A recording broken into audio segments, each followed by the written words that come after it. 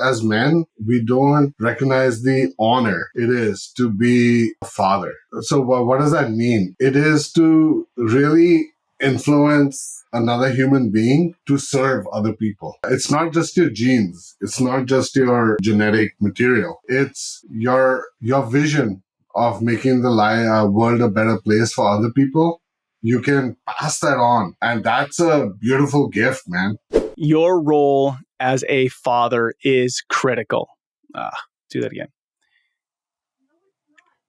My friend, your role as a father is truly critical. You are so important. 3 nuggets that hit me from my conversation with my friend Ashish today were: 1, don't give advice to your kids. 2, as fathers, we have an opportunity to model what a healthy family looks like so that it can be passed to the next generation. And 3, you have an opportunity to delight in your children. Welcome to Fatherhood Field Notes Podcast, where I interview the most incredible men gaining wisdom from their stories for you and I to grow in our craft as fathers. I'm your guide, Ned Shout, father to 5 kiddos, currently ages 11 to 18, and husband to my rad wife, Sarah, and we are working on our 20th year of marriage. So, yep, I am in the thick of it, and I am working daily to rebel against the low expectations for fathers and create a world where fathers know who they are as they show up for their families. You and I have an incredible opportunity to impact our world through the way we embrace our fatherhood role. This episode is brought to you by the Adventure of Fatherhood, helping men discover their powerful fatherhood role and build their fatherhood skills. The role of the father is to serve, guide, provide, protect, and of course, find joy and have fun in the messiness of it all. Today's guest is my friend Ashish. Right from the get-go, I'm smiling ear to ear with the way that he very quickly reveals his heart and love and joy as a father. Enjoy meeting my friend, Ashish. Ashish, what is up, my friend? Welcome to Fatherhood Field Notes. Dude, it's been a long time coming. It's nice to have you on the show. How you feeling today? Delighted, man. Delighted to be here. Delighted to talk about my kids. Delighted to talk about my journey as a father, as a husband, as a parent to 2 wonderful, wonderful human beings that I have Man, the honor to be called Papa. My most favorite sound. I used to ask the kids when they were younger, what do you think Papa's most favorite sound is? And it's, back and forth. And these guys were just learning how to speak. So, Papa. I call him. Dude, right out the gate, the word delighted, I love that word. Talk to me about the word delighted. It's not a word that I use. It's not a word that I hear regularly, but there's something special when that word is used. And it's like it's joy. Talk to me about that word. Yeah, man. I think it's, we don't, as men, we don't, most of us don't recognize the honor it is to be a father, right? And so what does that mean? It is to really influence another human being to serve other people, right? It's not just your genes. It's not just your, your genetic material. It's your, your vision of making the world a better place for other people. You can pass that on. And that's a beautiful gift, man. If that doesn't make you jump out of bed very quickly. Dude, it's like, I wasn't expecting this. Like, I have chills already. I mean, everything you said in the 2 minutes we've been on here. I mean, men, are you delighting in your kids? Men, do you have a vision for your family, for your legacy, for your future that makes you want to jump out of bed? If you don't, then you're like missing one of the most amazing opportunities you have as being a man on this planet. So you can see a flag, Canadian flag, US flag. I'm Canadian. Yes. I'm living in the US. And, I remember kidnapping my kids from school and taking them to a little bunny hill because there was a good snowfall that day. Mm. And they were so excited because, they'd come running. They knew something would be up because, I would wake up and say, man, what a great day it is today. What a lovely snowfall. And because if you try to plan everything around a weekend, slopes are busy. You may not have had the snowfall. It's too cold. I'm talking about, 5, 7, 9-year-olds, Yeah. Yeah. But, Perfect. that perfect powder that falls, Mm. take the kids.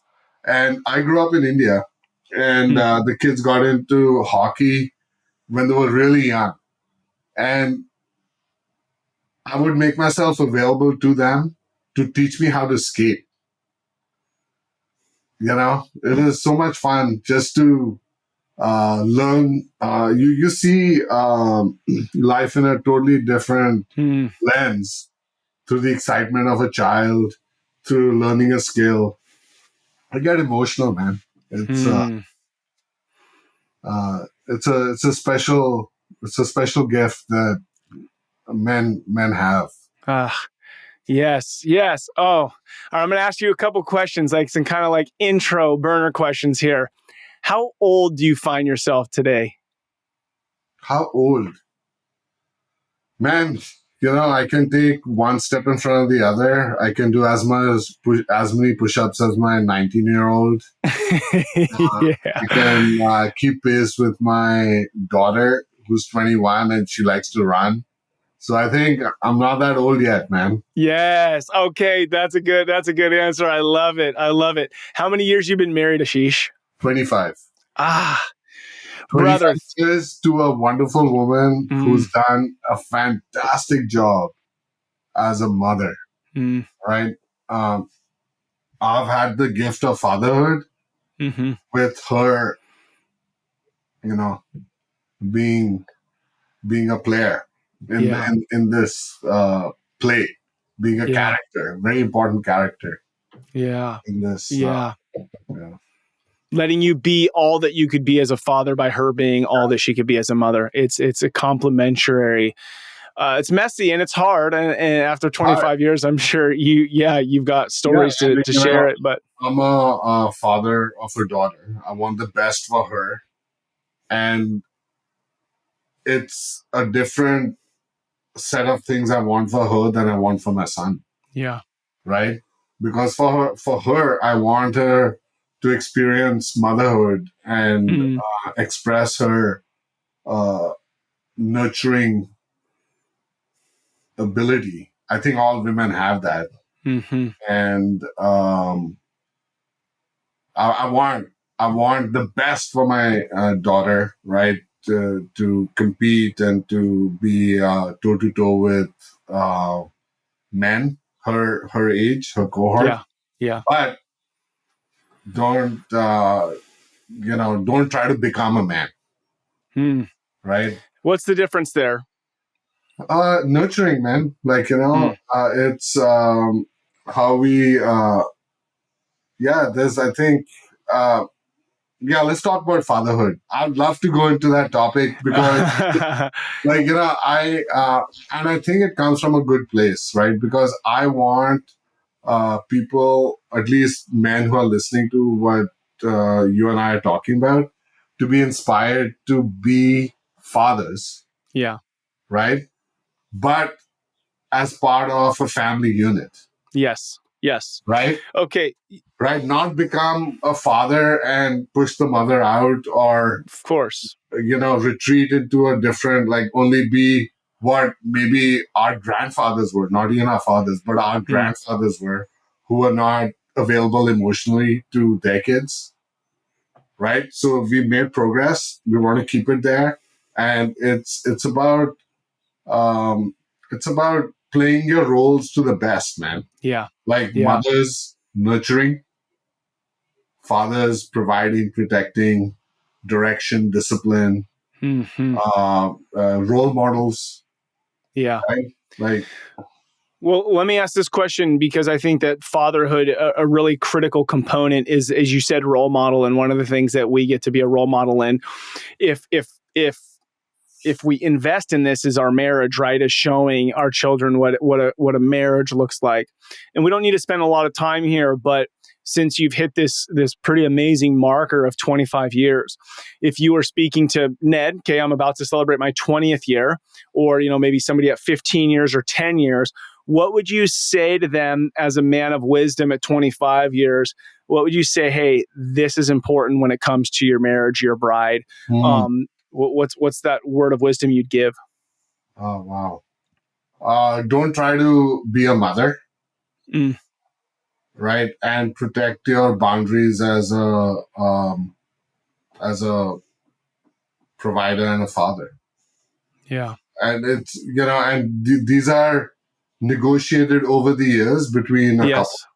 Okay. So, but I think when other expectations from society or Hmm. um, your friends, maybe they creep into your relationship and uh, you know become like begin to renegotiate that those roles. I think that's when you run into some impedance. Yeah. Some. Well, I like what you said.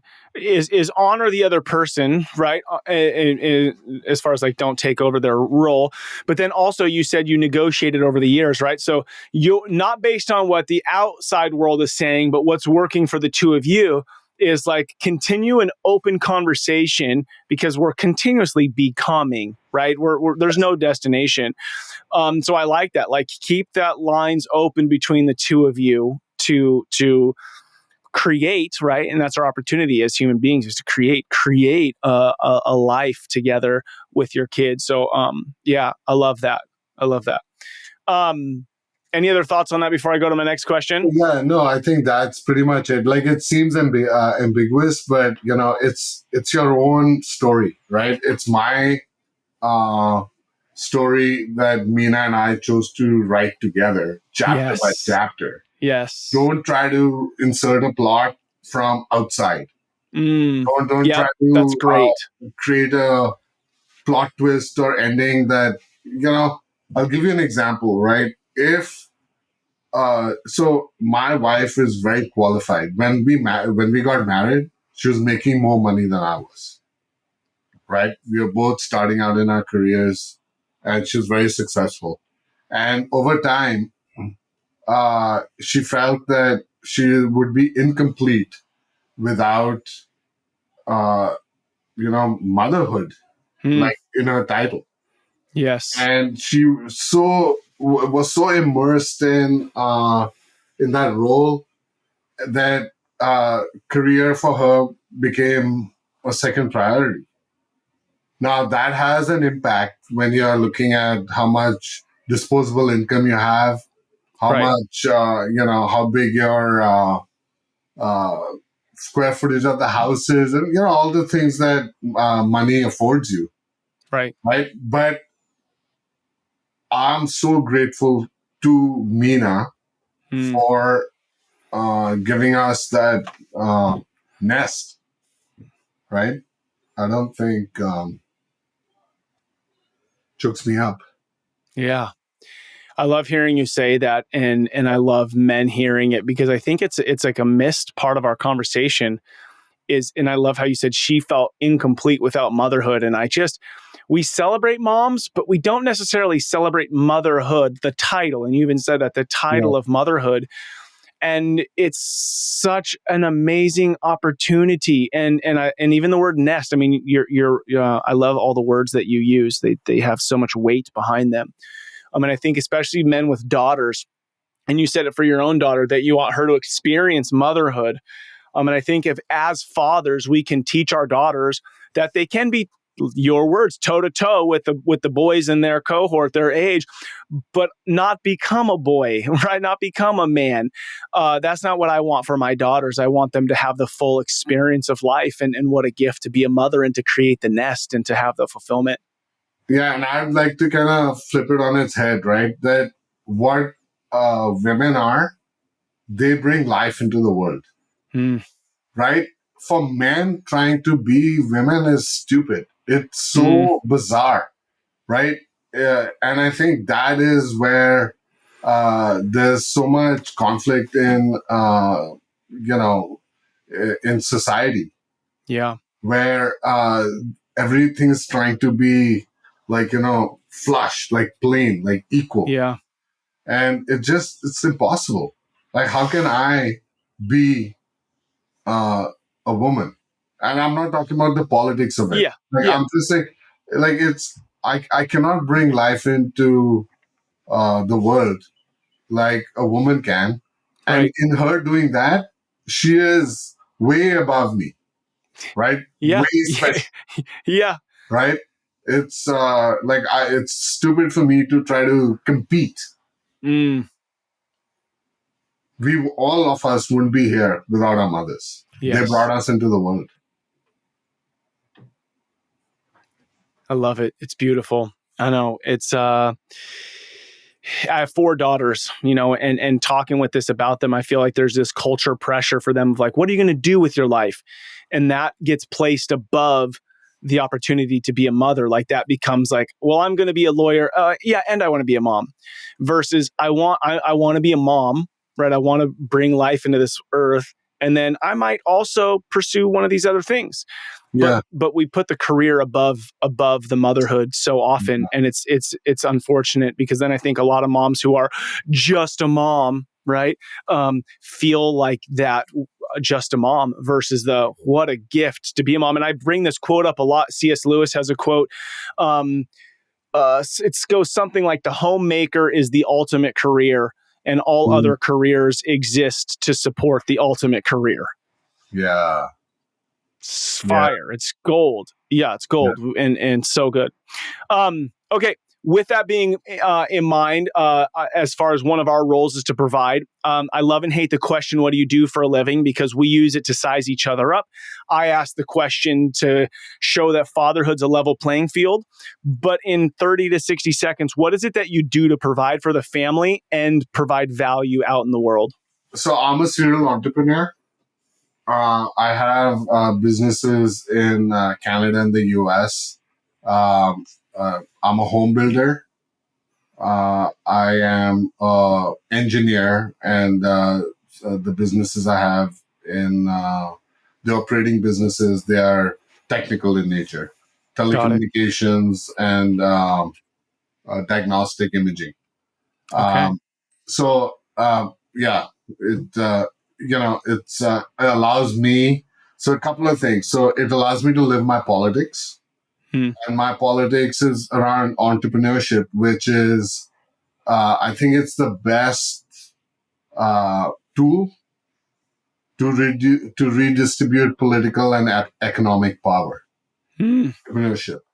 So what inspires me around this entrepreneurial journey is to become a really good entrepreneur and teach others Oh, the that's good. basics of, you know, how to read a P&L, how to set up a strategic plan for a year, how to grow as a leader. Yeah. So that's like my work, but as I said, it bleeds into how I choose to live. And I make an impact in many people's lives. I hope, and I know, actually, not so much hope, Mm, but good. we're paying mortgages. We are paying, and I'm speaking as we because I know you're an entrepreneur. Yeah. We are paying mortgages. We are creating environments where people are choosing to spend 8 hours of their day, Wow. right? Yeah. Yes. It's on Yes. us to make sure that their talents are fully, like, they Mm, blossom, they grow, and when they go back better husbands and fathers when they left in the morning. yes. They learned something. They were Mm, honored for contributing to the skills. So it's a I take that role seriously. Like I'm a Yeah. custodian of the culture that I have built in my companies. Yes. I love the way that you said it. I love the honesty behind it. And it just reminds me to share this cool little nugget. I was at a conference last week, and the president, he's not the president anymore. He's like he's an advisor on the board now. But they started off small company. Now they have 8,000 employees. And what was so cool is the metrics, like one of the primary metrics that they looked at, and he showed 2021 or 2020, no, sorry, year 2001 and then now. So kind of like a 20-year difference. And the metrics was what's their total payroll? What's their total they put in 401k? What's the total they Mm, put into benefits? What's the wow. total? And it was like 6 metrics around how many families are we impacting? How, Right. And so that was the metric is how are we impacting families? And I was like, and he was, you must put that in show notes for this episode. okay. I would love to come back to it because I want to fold those in into And our. the other thing he said that I love because they're trying to be a 150-year company is he said, we're not leaders in this business, we're stewards of this business.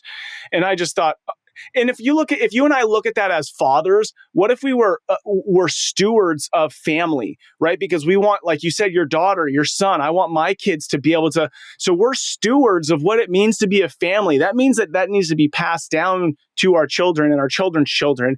And that's a mindset around how we're spending our time.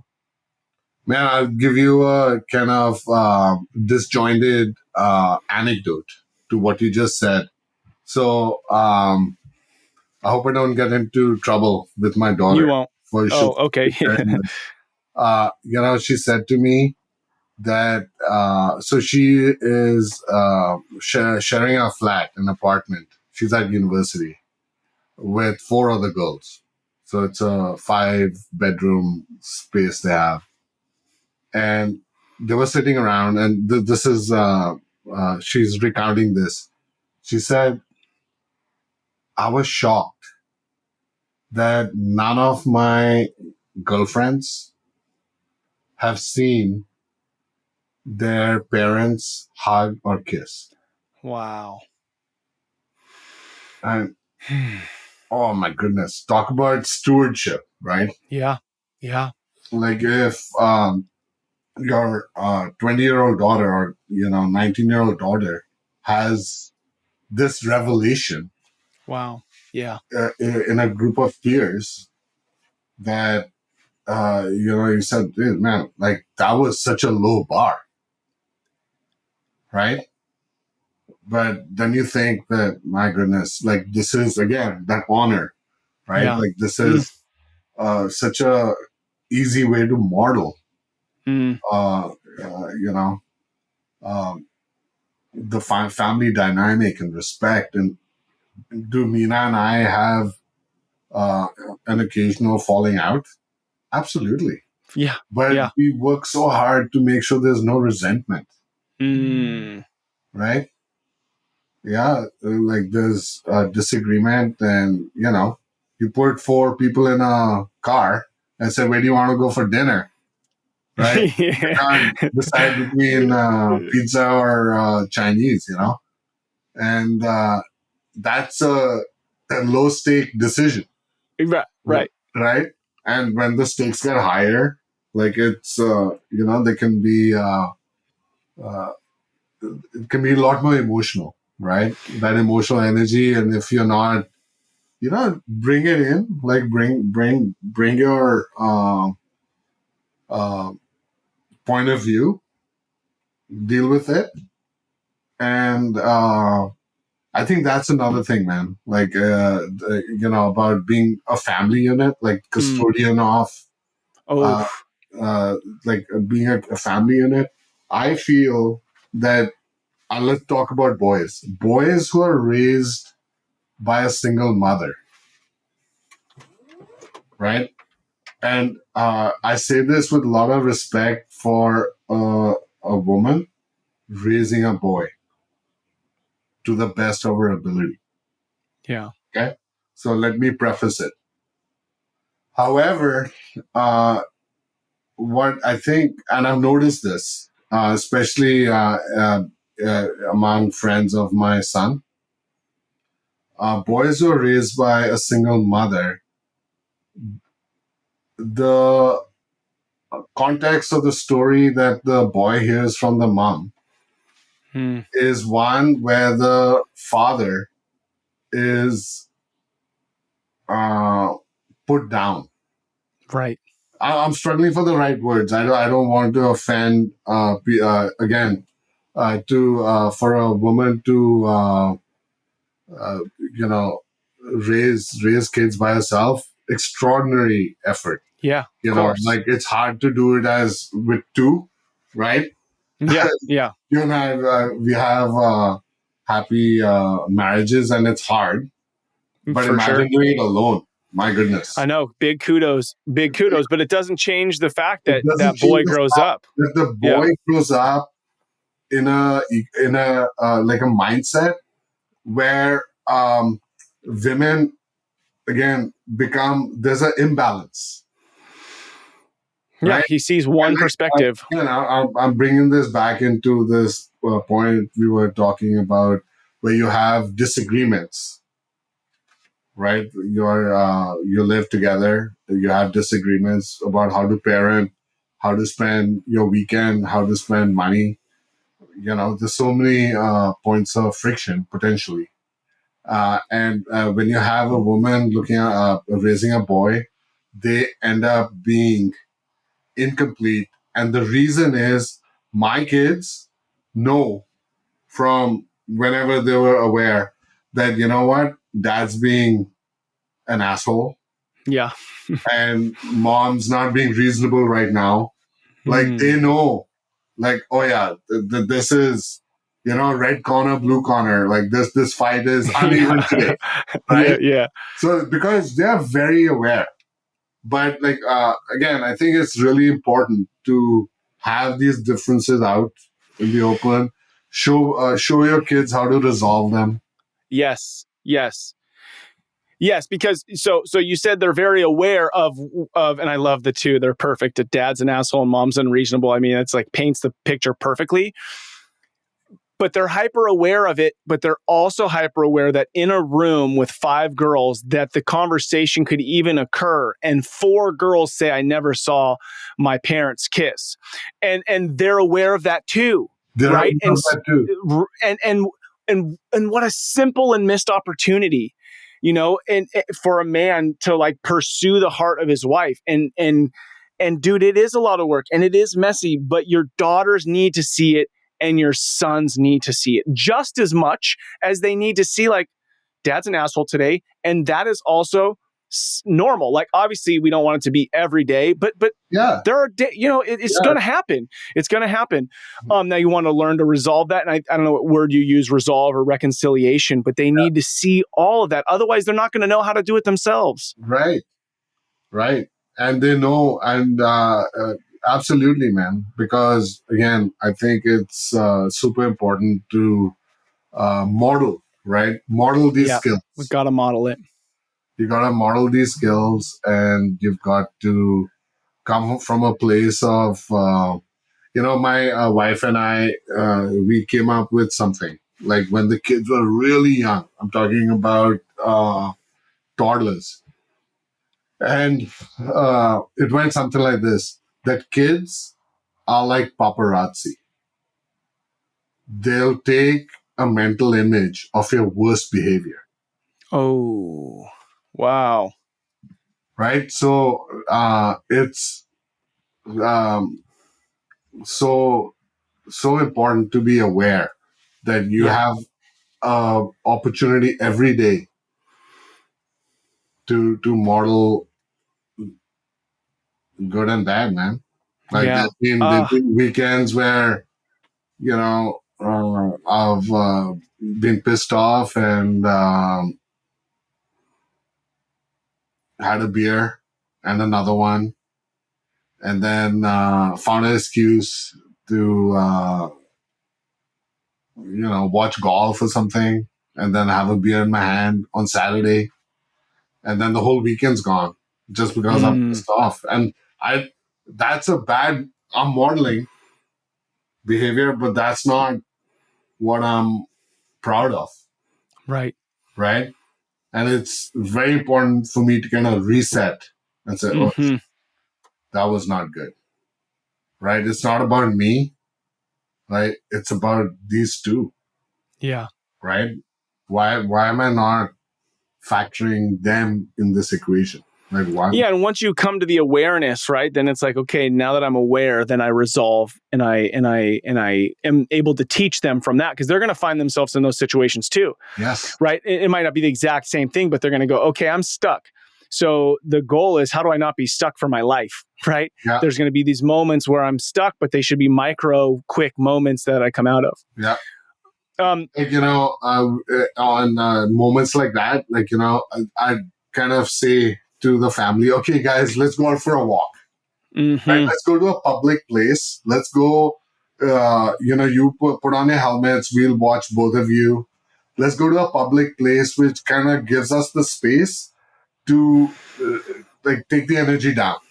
Yeah. Because if you're stuck on the weekend in a bad mood in the house, it's not going to resolve itself. Right. So what I did like 3 months ago, and just drank a 2-4 on the weekend, that's not good. Yeah. Right. Like, I think that's good. Another skill. Another outlet. Yeah. So do something physical, change the energy, right, in your own way. Let's go apple picking, or let's carve pumpkins as a family. Even though Meena and I, you go on that tree and I go on this tree, or at least it's we're outside doing something. Yeah, and honest to God, man, we had forgotten about it by the time we got home on Saturday. Yeah, right? Yeah, that's good. I want to shift and ask you a question, and then it'll lead to a couple more. When you think back to becoming a father, there's this moment where maybe you're trying, then there's this moment you find out, Ashish, you're going to be a dad. And then there's the moment you have the kids. And then there's the moment you hear the sound pop up. At what point during that process did you embrace fatherhood and say, I'm all in, fatherhood matters? And I ask the question because for some guys it happens early, for some guys it happens later on. And I want dads to hear, many men share when it was to give themselves the grace. Thanks for bringing that up, because it's a memory that's so blurred, right? I think, so very interesting experience. So Meena's older than I am. She was more eager to, become a mother than I was. Just from where we were in our lives biologically. It was difficult getting pregnant. So I was so soft and,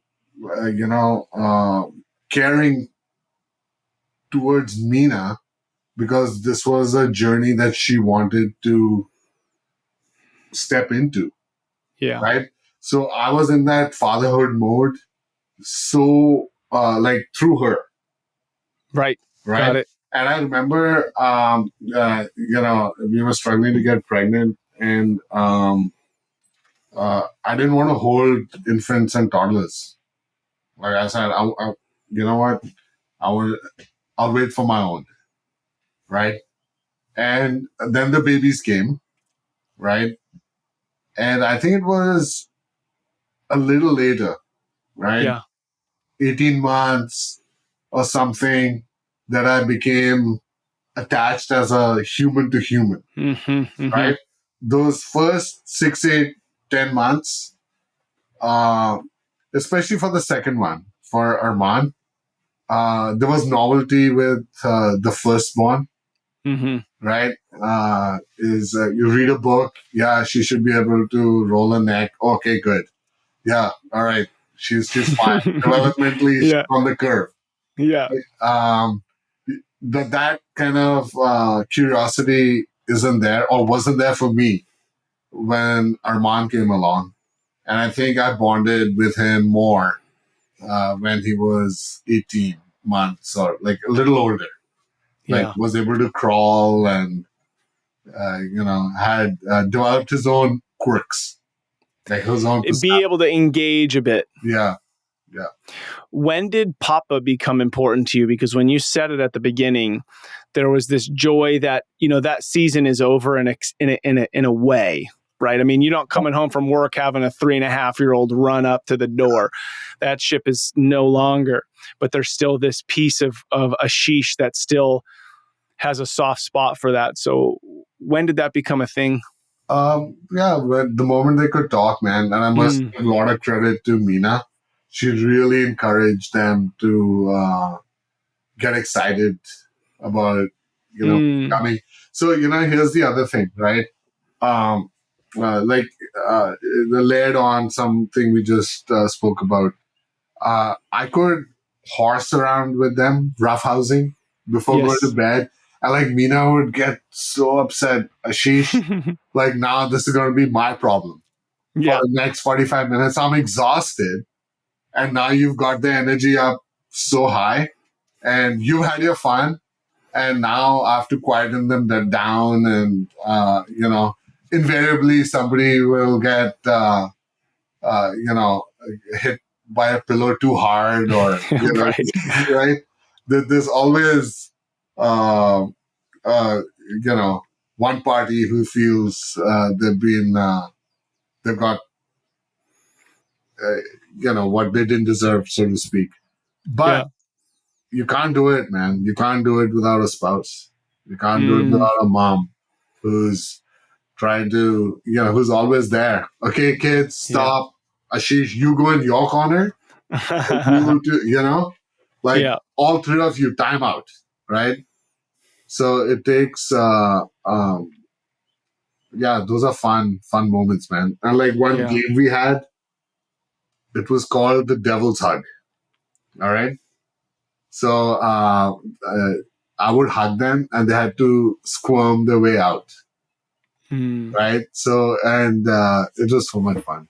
Yeah. You're bringing back a lot of fond memories. Those are the things that a dad has the opportunity to step into that can be missed from distraction of work or sport or hobby. But it's those little things, that the devil's hug, right? The silliness that you'll do with your child, that your child will probably end up doing with their kids as well. Yeah.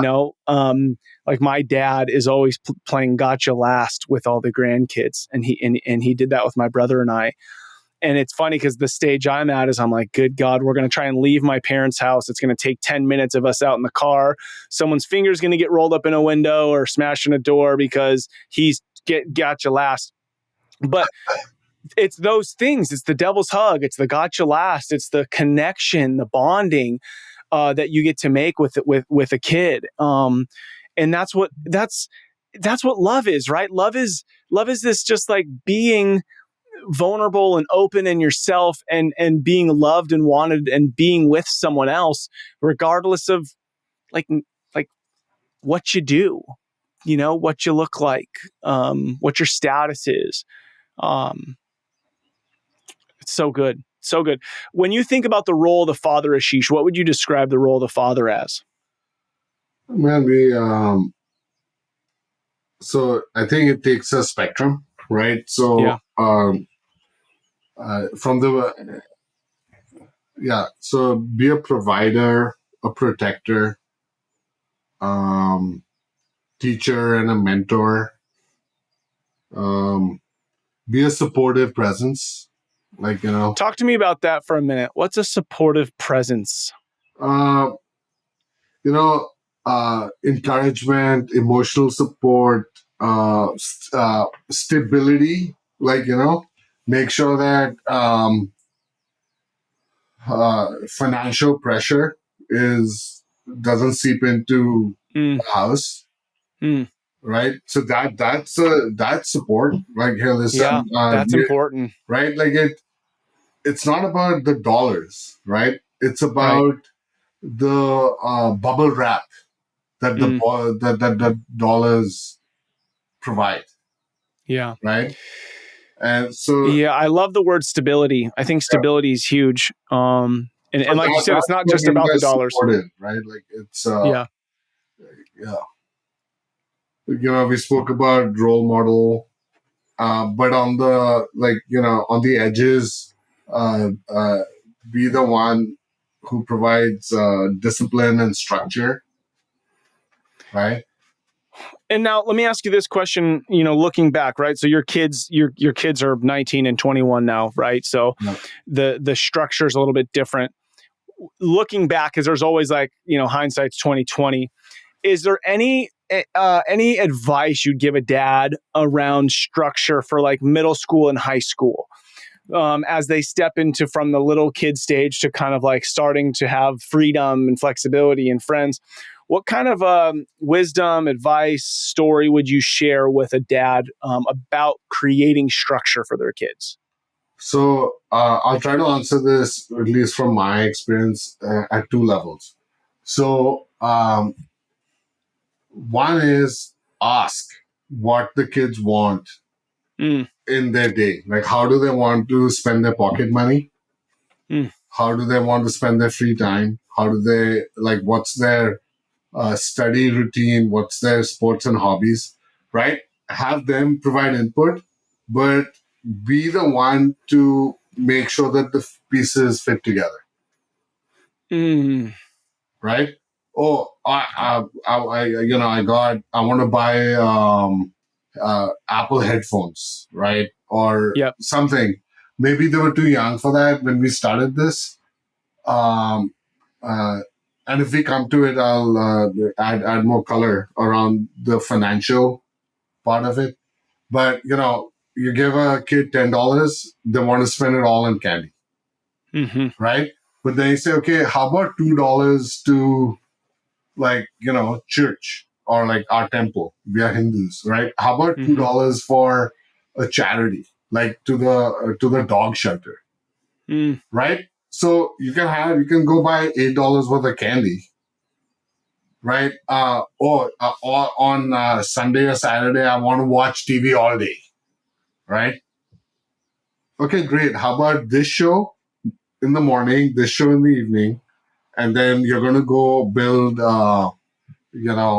snow walls and castles, and we're going to go catch the ball, and then we're going to do homework, hmm. and we're going to pull out the Legos, and we're going to build something, right? So that's what I mean at that young age. And I'm sure every parent who asks their child, like a 5-year-old, how long should you pushed your brother?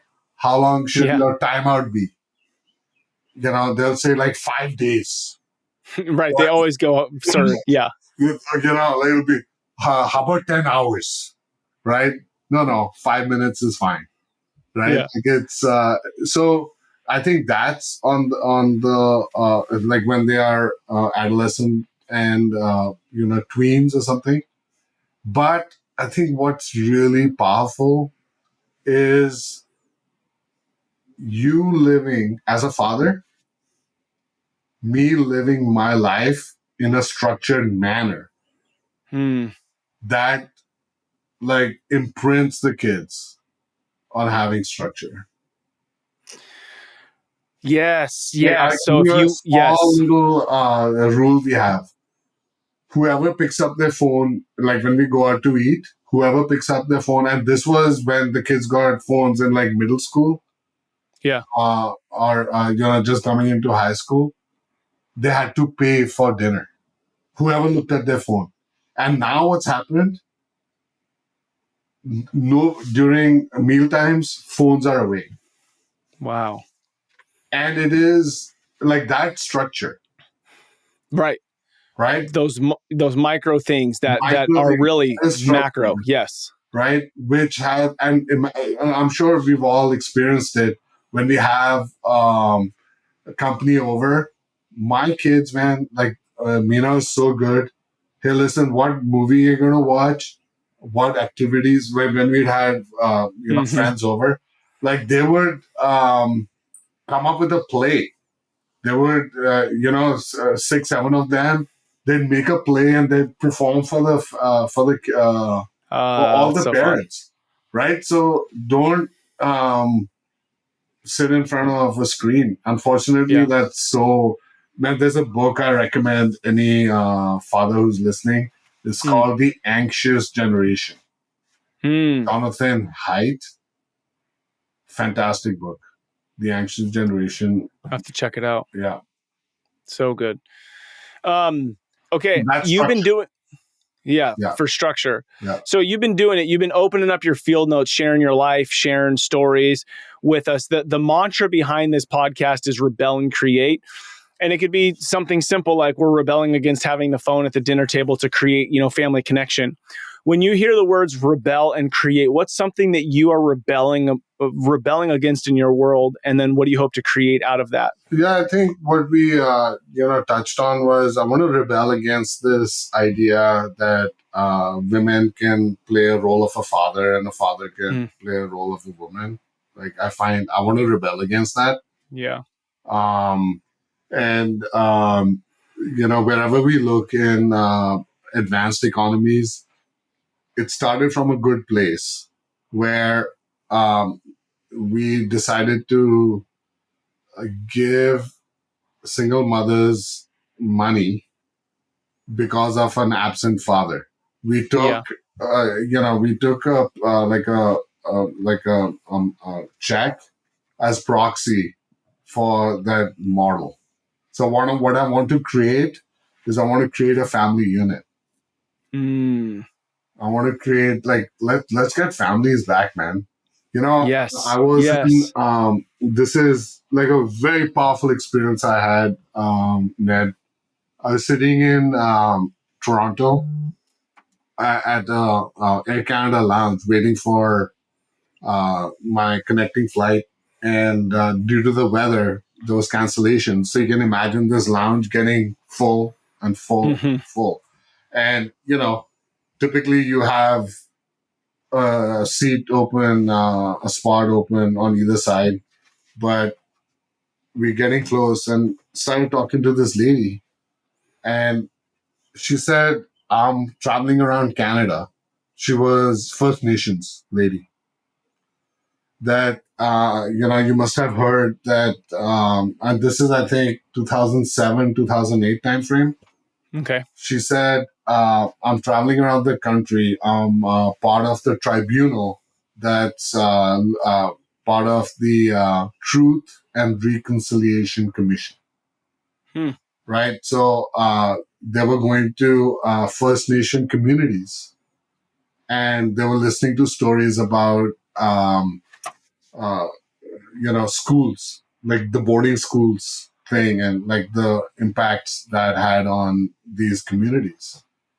And she said something that really shook me. She said, there has been no transmission in our culture, in the First Nations culture, for maybe two generations on what a good family unit looks like Wow. because it was disrupted. Hmm. Again, good intention, right? People wanted the native First Nations to learn English, etc. So they took their kids away from Wow. families. Yes. Imagine the discord in that family unit. These kids come back and they are expected to raise Yeah. families. How are they going to do it? They don't know how. They don't know how. Hmm. And there's a lot of prejudice and stigma against First Nations in Canada, right? People can't hold jobs, drug and substance abuse. But this problem started 100 years ago.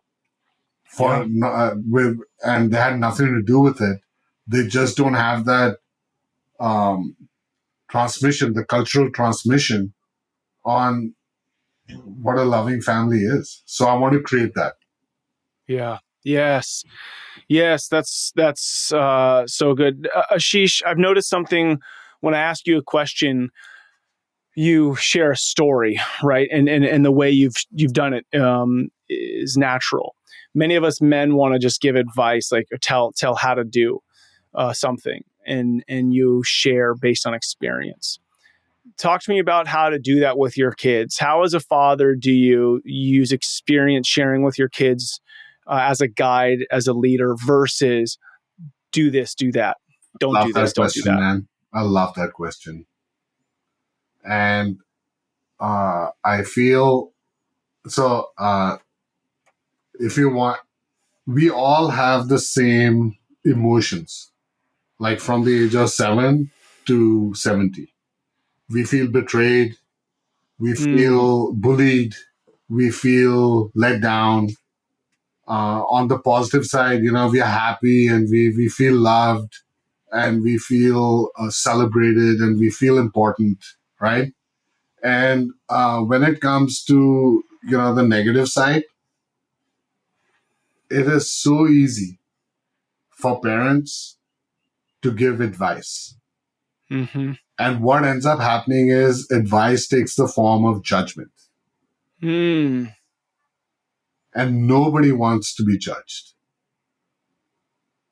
right? Like a 3-year-old, the first language words they know, hey, listen, use your spoon. No, everything is no because they figured it out, right?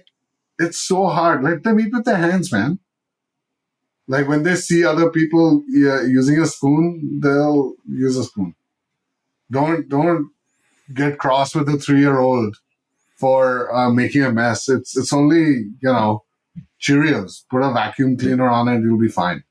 And if you crush a few under your foot, it's okay, right? It's only Cheerios, right? mm, And I think that has really changed the quality of interactions I have with my kids because I mm, provide no advice. In fact, there have been occasions when my daughter is called and she'll say, hey, listen, Papa, I need advice.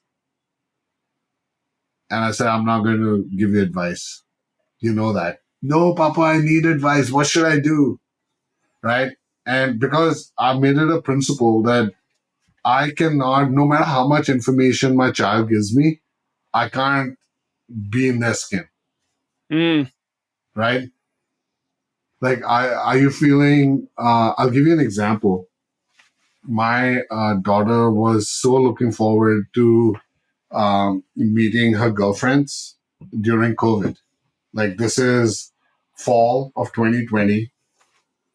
The last they met each other was in high school in March, right? And then we were all sequestered. They all went to universities, wherever they went to, and they sat in their rooms. And these three girls, they went their different directions. And they came back, and Anya was so looking forward to it. And one of them, so they arrived, they got into town, and those two girls, they were neighbors on the same street. mm, They ghosted Anya. Anya mm, was crushed.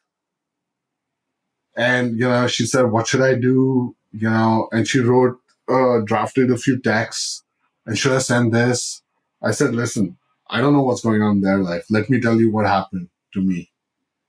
When I was in college, something similar happened. I was looking forward to meeting my friends over New Year's and Christmas, and I didn't hear a word from them.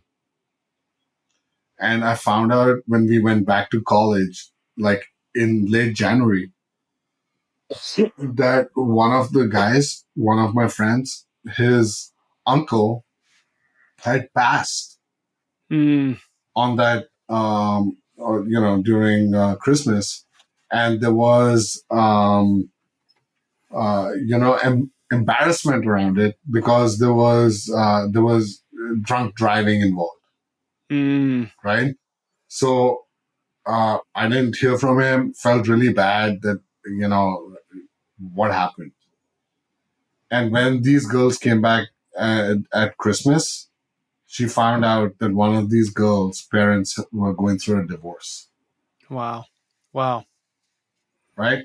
So, me sharing my experience gave her mental space and grace Yes. for her friends, even if it was a tiny bit, Yep. that this may be something I don't know. And let That's and let time reveal. mm, Me sending texts, or and Mina knew one of the mothers. She said, "Do you want me to call her?" Right? Like, I'll intervene. Like, that's what we want to do as parents, right? We don't want yes. We to yes. see our Yes. kids upset or distraught. So I think that's a powerful way to interact with your kids, man. It's so tempting. It's so tempting to give advice, right? So let me ask a last question, or I have one more question after this, but let me ask a question that coincides with what you just shared. Because I can tell you're genuine in this, but I could feel that I could, in my experience share in a very leading way. So what's your input on staying true to, hey, this is my story. You gather what you want from It's this. hard, man. It's so hard. Yeah. Like, Yeah. even I have to check myself. Like, it's Yeah. like that. This is, you know, a textbook play. Like, Yeah. like Yeah. coaches come up with a play, but the shoe slips and the cleats don't bite, and then you're off by a few feet, but you still make the catch. Yeah.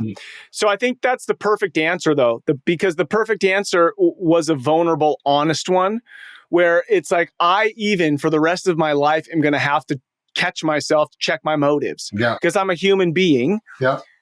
But like you said, just because the shoe slips, the cleat doesn't catch, doesn't mean that the catch won't still be made the way it needs to be made, even if I didn't fully show up like exactly correct. Yeah.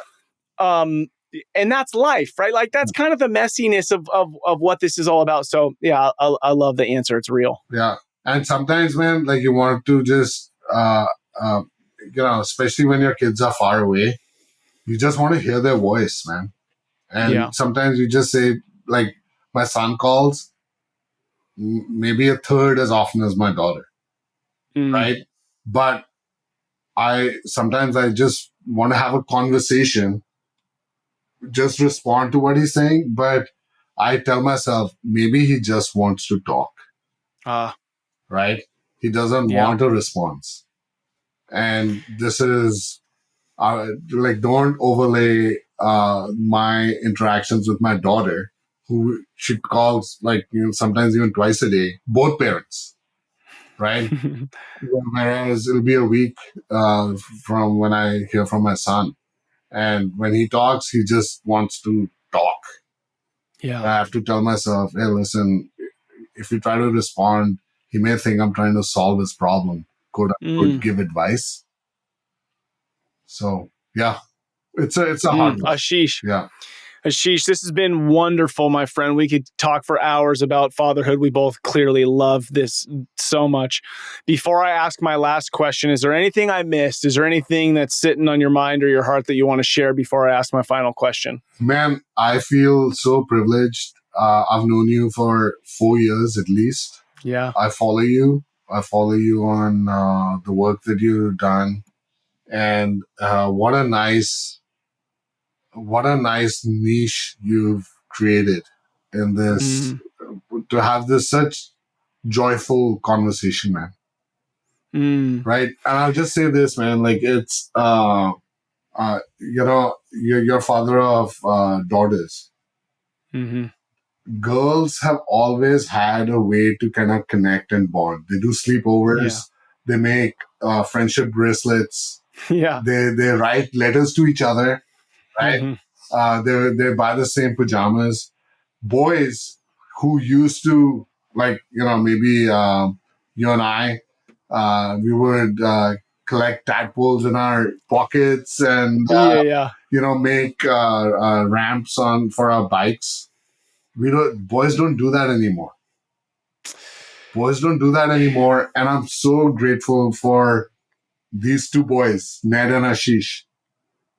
chatting, man, just chatting about stuff. And so grateful for the opportunity to just bond as guys. Yes.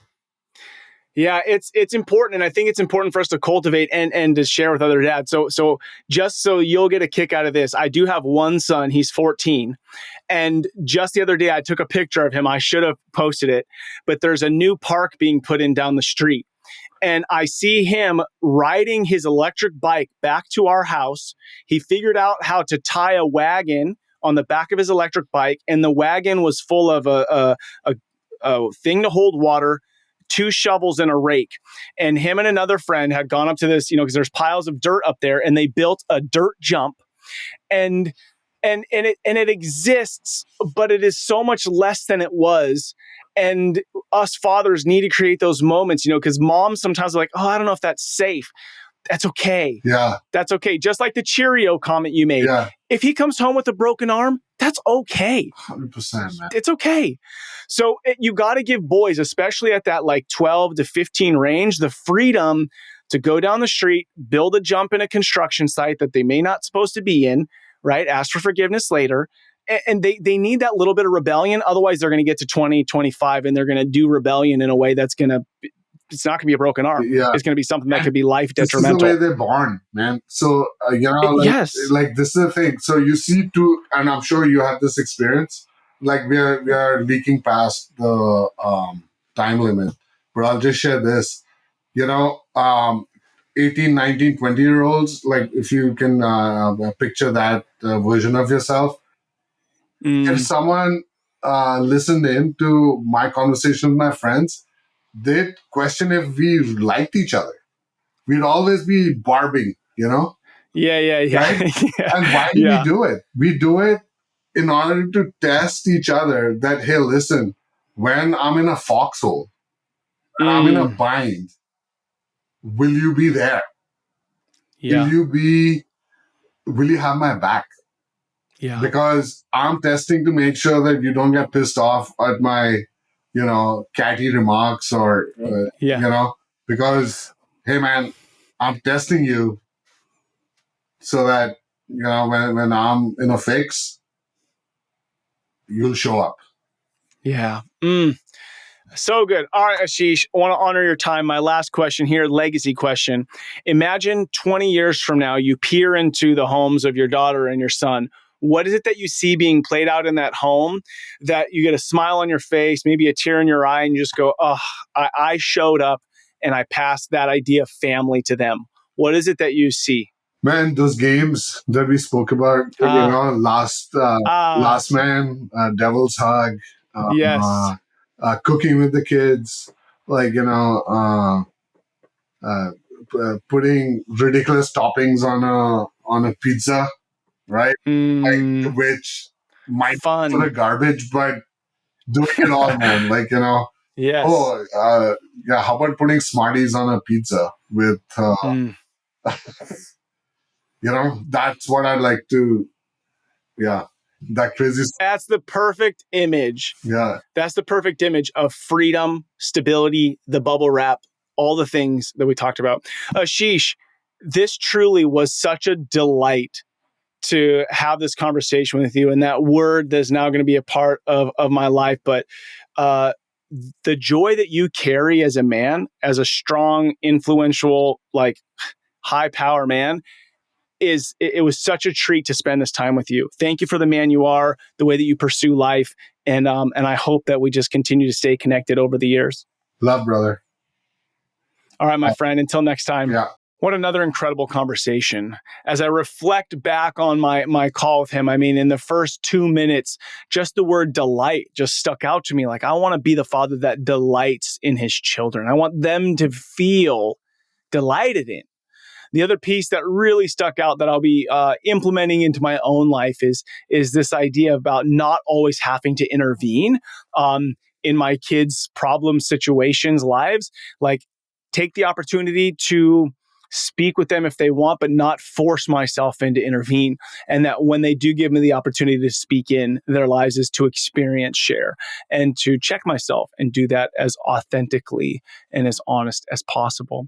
My friends, if these conversations are beneficial, it'd be an honor if you could write a review, help spread the word that fatherhood matters. Also, share it with a brother. Say, hey, dude, you're a great dad, and I think you'd really enjoy this conversation. It'd be an honor to me if you would share it with a friend. Thank you to all you dads out there listening to Fatherhood Field Notes podcast. What you do matters. Don't be like everybody else. Your greatest gift to the world is you, and be you. And that's who your kid's spouse and community needs. This is your guide, Ned Shout. Together, let's continue to rebel against the view that fatherhood has little impact, and let's create lives engaged in mastering the craft of fatherhood. I look forward to hanging out with you next week. Peace.